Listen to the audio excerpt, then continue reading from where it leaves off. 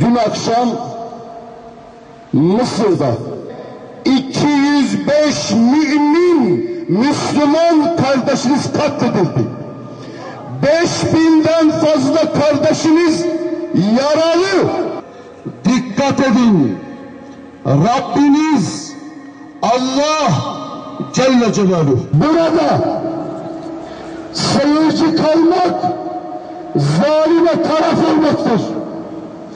İşte bundan dolayı biz Belamları Ezher'in şeyhi başta olmak üzere İslam coğrafyasında Müslümanların önünde alim gibi görünen Belamları, sistemin yardakçılarını lanetliyoruz.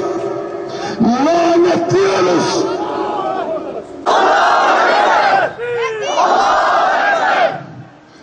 Allahu Ekber. Esselamu Aleyküm ve Rahmetullah. Esselamu Aleyküm ve Rahmetullah.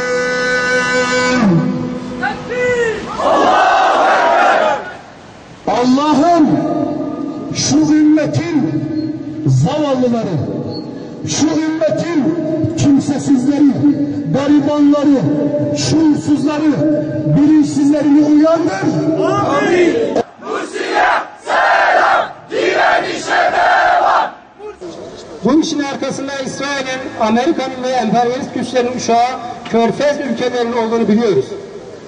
Demokrasi havariliği yapıp ama darbeye tavır alamayan Avrupa Birliği düştüğü konumdan da hiç de utanmamaktadır.